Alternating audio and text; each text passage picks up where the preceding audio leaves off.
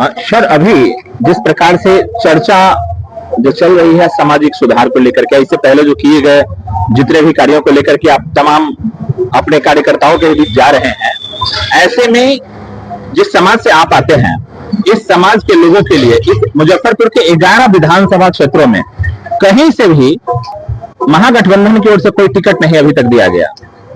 यही मुजफ्फरपुर है जहां कुरहनी से बसवान प्रसाद भगत जी को दिया गया था कि नहीं दिया गया था। जब महागठबंधन का चुनाव आया तो उपचुनाव में मनोज कुशवाहा को दिया गया था कि नहीं दिया गया था।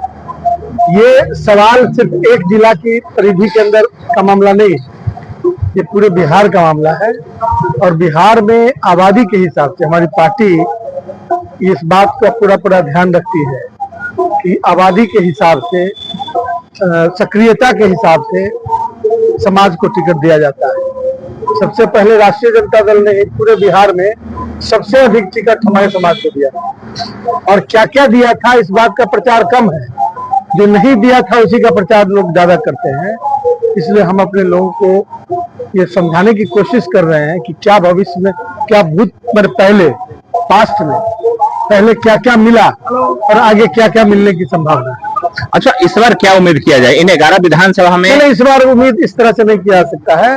वो समग्र रूप से पूरे बिहार का नक्शा लेके बैठेगा लोग, और उसमें समाज की जो हिस्सेदारी होगी वो उसकी आबादी से कम मैंने रेशियो में नहीं मिलेगी। बस इतना। अच्छा, यहाँ लगभग मुजफ्फरपुर में 5 से 6 विधानसभा से, जहाँ सुने ना, आप मुजफ्फरपुर पर क्यों अटके हुए हैं? पूरा समस्तीपुर है जिसमें 3-3 ठो मिलता है, उसका कोई हिसाब है आपके पास? इसलिए पूरे बिहार के स्तर पर पॉपुलेशन कंसंट्रेशन के आधार पर और पॉपुलेशन रेशियो के आधार पर टिकट का वितरण। अच्छा, इस परिचर्चा में क्या कुछ नया संदेश यहाँ तमाम आरजेडी कार्यकर्ताओं को या हमारे चैनल के माध्यम से कुछ नया संदेश आप देना चाहें सर? परिचर्चा तो विमर्श का एक वातावरण बनाने की है, जो डेमोक्रेसी में उसका एक बड़ा महत्व है कि विमर्श का वातावरण बना रहना चाहिए।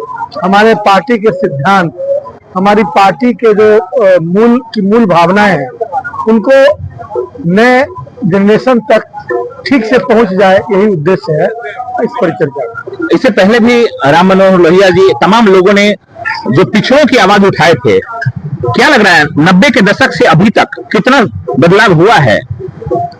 90 के दशक, लोहिया जी तो 60 के दशक में उठाए थे, और उसके बाद जननायक कर्पूरी ठाकुर ने उठाया, उसके बाद लालू प्रसाद जी ने उठाया, जगदेव बाबू ने, इन तमाम ये श्रृंखला है जिन्होंने समाज के छूटे हुए लोगों की आवाज बुलंद की और हक और हुकूक की लड़ाई की।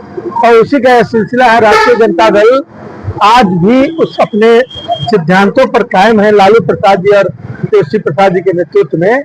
और जो गरीबों का हक है, जो समाज के छूटे हुए लोगों का हक है, उसको दिलाने की पूरी कोशिश करें। वो हमारा सवाल वही था सर कि क्या अभी तक लोग बचे हुए हैं कि उनको जगाने की जरूरत पड़ी, उनके लिए भी लड़ाई लड़ने की जरूरत पड़ रही है? अरे भाई, 25-30 वर्ष से नीचे के लोग ये थोड़े ही जानते थे कि हम उनके बाप दादाओं के साथ क्या व्यवहार किया जाता था।